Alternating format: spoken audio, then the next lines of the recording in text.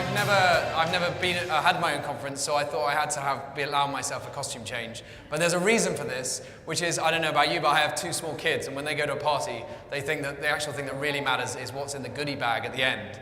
So I'm glad to say, in your goodie bags at the end, you will get a Director's Best t-shirt. Now you can choose, there's one with a large, and there's one with a small. I personally believe that the bigger it is, the more likely you are to get direct bookings. But there's a t-shirt, there are socks, and there are bags, which are going to be at the drinks, which are either going to be outside, or if it's not raining, and if it is, upstairs. But just before that, there were three final takeaways, which I thought might quickly finish on.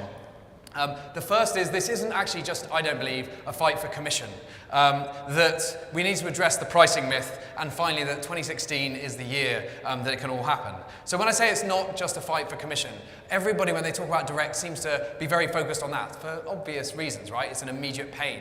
But when I think about all the different things, and there's a lot that can be said underneath each one of these, all the different benefits of driving direct bookings, I think it's really key to remember it's not just commission. So for example, when you think about the future innovations that we can create that help guests have better experiences, mobile check-in, whatever it happens to be, so many of those need to start with a direct relationship. They need to start direct. Equally, ancillaries. I've been on the advisory board of British Airways for a couple of years, and I can tell you the amount of money that the airlines are now making from ancillaries is really growing fast. It's a very large proportion of income, and hotels won't be able to do that if they're not learning and being able to make sure they're getting people to book direct. So it's not just commissions, and I leave you to take that away. I won't go through all of these. I think it would take too long. I also mentioned that I think we need to address the pricing myth. So we did some further research, surveyed 1,000 travellers in the last couple of weeks. And to give you a bit of that data, much of it chimes with what we already know and have already seen. But first of all, that consumers tell us, I mentioned earlier the gap, consumers tell us that they prefer to book direct.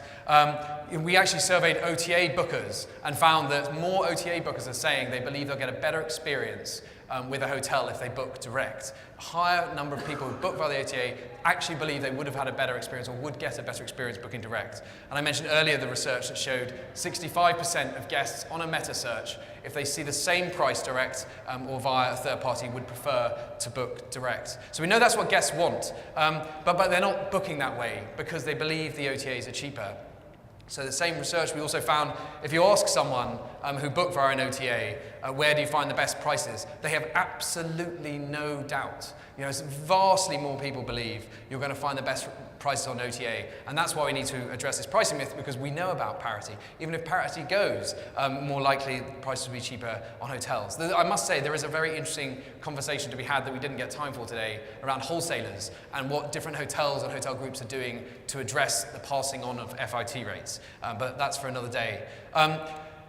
So the perception is that price is cheaper on the OTAs, and that is driving actual action. So when we ask again OTA bookers, why did you choose to book this way? Again, they're doing it because of the perception of the lowest price. And other things, easier to book. And we heard from Frank earlier, and the need to do things on hotel websites to make it easier, to make payment easier, maybe to chat to them in a different way, that will make guests feel and believe that it can be as easy to book as Booking.com. If you don't, for example, like Leonard said, add the credit card details.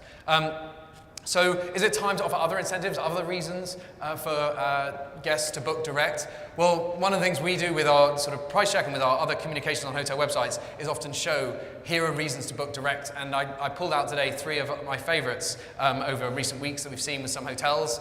We've seen one that offers a free pineapple if you book direct, which seems pleasant. Don't quite know. I hope it comes with a knife. Another offering free scuba lesson, one free scuba lesson, which I quite like because probably a whole bunch of the guests that try that will then actually go on and purchase another, so that seems like a smart one.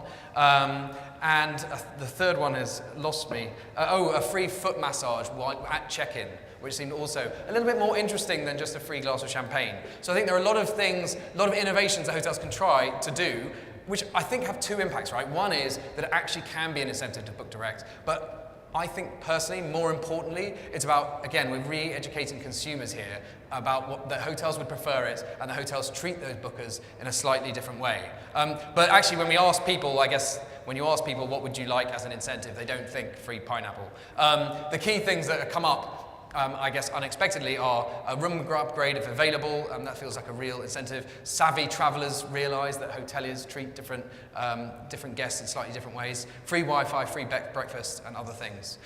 So that was kind of the key of the research, but I added one extra slide because I quite like it and found it amusing and interesting, which was we thought, well, when you ask respondents for input on something, you're really tapping into the wisdom of crowds, and there's been a lot written about the wisdom of crowds. So we asked these wise crowds, particularly OTA bookers, what is it, how much of the amount you spend on a trip on a hotel do you believe should be going to the online travel agent you book through?